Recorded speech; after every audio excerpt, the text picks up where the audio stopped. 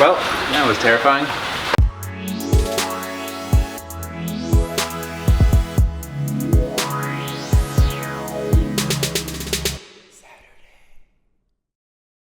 So this is the subframe for my 1985 Pontiac Fiero, and it's seen better days.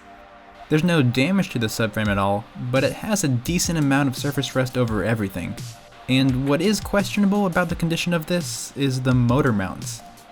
These two seem pretty okay, but this one?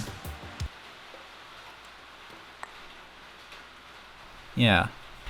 It doesn't help that the cradle is also extremely filthy, with dirt tucked away and even has tiny fragments of glass everywhere.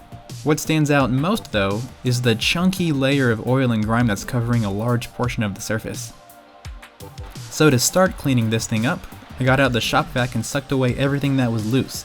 All of the glass, dirt, spider webs, whatever I could find. And next I started stripping it all down. There's a few heat shields on here, so those were taken off. These two here protect the rubber of the tie rods for the rear suspension. And this one over here was taken off as well. And that's all but the last one, which was sandwiched between one of the engine mounts, so those were next. The main engine side mount was taken off, with just two nuts to deal with. And it's the same case for the transmission mounts too. And next were the old worn out e-brake cables. These were working when I rebuilt the brakes for the car over a year ago, back in part 3 of the Fiero series, but now I can see that their condition is pretty bad, so it's definitely best to get rid of these. Also yeah, hey, don't use cutoff wheels that are this small and worn down. Well, that was terrifying. So to be extra safe, I ended up using some pretty strong snips to break through the wire.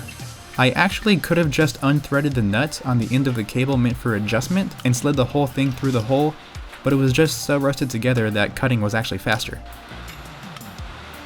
But with those done, the last thing to remove were the rear subframe bushings. These guys separate relatively easily, and then the bottom half can be tapped out. And now I can start chipping away at the grime. I covered every surface with Spray 9D greaser, and after letting it soak, I came back with a power washer. That made a huge difference, but by no means got rid of everything. It was time to bring out the big guns, which in my case was oven cleaner, which I've been using an awful lot of recently. This stuff pretty much tears through all oil and grime, so after leaving it to soak, I sprayed it down once more. And now, it should be spotless, but nope, this grime is extremely stubborn, so I gave it one more oven cleaner soak, and then I also agitated it with a brass bristle brush, and then I sprayed it all down one last time. But there was still the other side though, and pretty much every step was repeated, but it was nowhere near as bad as the top. Since, you know, things don't really fall up. But after that was clean, the cradle was set up against the barn to dry. So with that drying outside, I could turn my attention to some of the smaller pieces. These rubber bushings have a metal cap on them that can be pried apart with a little bit of force. And one more thing I removed off camera was this super heavy, solid, short metal cylinder. I had no idea what it was when I took it off the car, so I reached out to the Fiero Facebook group and I learned that it's just a weight meant to help dampen vibrations. Neat. So the first things I wanted to clean up were these bushing caps. And after a few minutes of them in my blasting cabinet, they cleaned up rather nicely. The other side was done as well, along with the vibration dampener, both off camera. And next I wanted to clean up these guys, which were the caps for the bottom part of the bushings. And if one of them looks slightly less rusty than the other, that's because it was actually one of the first things I tested with the blasting cabinet. So after blasting clean both of those guys, all that was left now was to paint everything. And for this, I used Rust-Oleum Automotive Enamel paint. And after doing 2 coats and letting these dry overnight, they were all flipped upside down and given 2 more coats of paint. So with those drying, I wanted to tackle the heat shields. These are supposed to all be a nice bright silver, like the underside of this piece, but that clearly isn't the case anymore. These 2 were all brought over to my blasting cabinet and stripped back to bare metal. There was still some slight discoloration and a little bit of pitting here and there, But after giving these guys a nice coat of Krylon's high heat max paint, they looked good. So with those painted parts drying inside the barn, we can now go back to the subframe. And that was washed off earlier like you guys saw, but now it should be completely dry.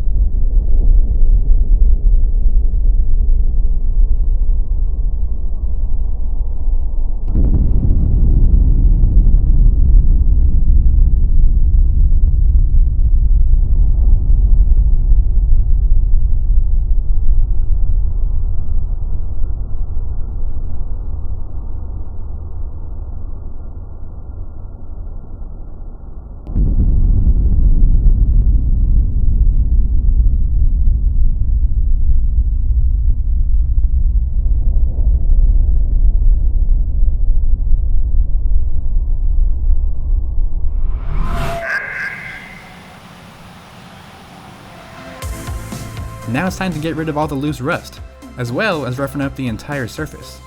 And to do this, I turned to a wire wheel attachment for my drill. This was by far the longest part of the entire restoration process. The wire wheel did make pretty quick work of breaking everything up, but there was so much surface area to cover. It took a pretty long time. And the reason I didn't strip off all of the rust entirely was because I really didn't have to do any more than that, because I'll be using these guys right here. Besides the sandblaster, Eastwood also sent me these paints to help out with the Fiero project. And basically what this is a 3-step painting system meant for rusty parts, with the first step being this internal frame paint that has a little tube meant to reach deep cavities. And next is the Rust Encapsulator, which is a durable coating meant to prevent the spreading of rust. And lastly is the 2K chassis paint, and that is a super durable top coat. So to make sure that all of the paint would stick super well, I blasted everything off with compressed air, especially the cavities that easily collected lots of the dust I created with the wire wheel. And after that, I gave it a good wipe down with a rag and solvent. And then the internal frame coating was just squirted in there. It takes a little getting used to since this comes out really heavy and you have to get a feel for aiming at what you want inside the frame when you can't see anything.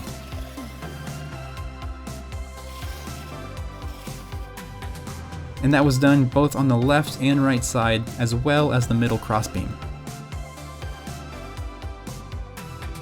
And after that dried for a day, the frame was supported in true low-budget DIY home restoration fashion that this project is.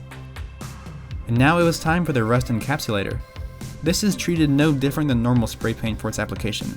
The only thing that is different is that you're supposed to wait around 8 hours before you apply the top coat. And in my case, that top coat is the 2K chassis black. If you aren't familiar with 2K paints, it's paint that requires a catalyst to be added in order for it to dry and harden properly, and that's what makes it super durable. The can was shaken up for a good few minutes, and then this little red guy up top was pressed into the bottom of the can. Doing that is what releases the catalyst inside the can. And after shaking it up a bunch more, it's ready to be applied. But for maximum adhesion, it's pretty important that you also forget to change the focus of your camera. Very important step. Excuse the wobbling frame, it was pretty windy out, but this is looking pretty good. The paint went on evenly and looks phenomenal. One thing that didn't really stand out to me until now was all the tiny little dots everywhere. What these are is the weld splatter from when this thing was first assembled in the factory. Now I could have ground these down for the ultimate finish, but these show a very human side to this piece of machinery, and that's pretty cool. But if this was one of the early cases of CNC welding, then it's just not worth going back and cleaning up. But after a few days of drying, it was now time to put everything back together. The blasted and painted parts looked great, and I got brand new engine and transmission mounts. However, it's pretty common with affordable engine mounts to not be 100% up to snuff with what it is they're attaching to. And you can see that the studs don't exactly line up with the holes in the subframe. Not to worry though, drilling it out just a little bit larger will make it fit just fine. The Christmas tree drill bit made pretty quick work of that. But now it could be bolted up. And because I'm a f***ing maniac, I reused the original rusty washers and nuts. The other two transmission mounts fit perfectly fine out of the box, and that could very well be because they don't go into holes, but actually slots for adjustment back and forth.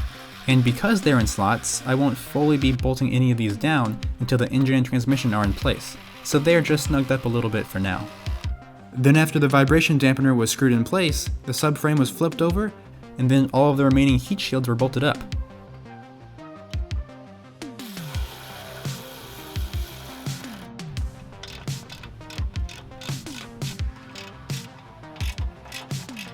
I think the rusty bolts and nuts give this character. That's what I'll keep telling myself.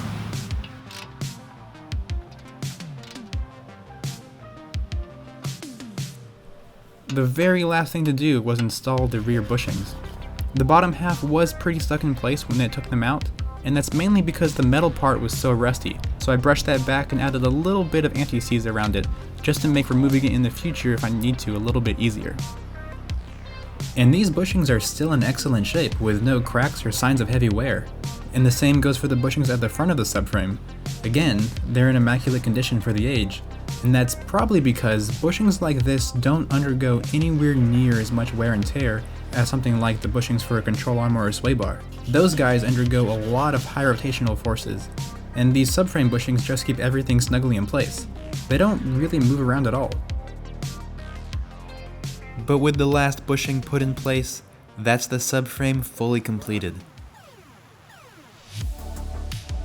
Not too bad. My favorite part of the entire thing is actually one that will never be seen with it back in the car, and that's the contrast between the heat shields and the main part of the subframe. It's just so nice.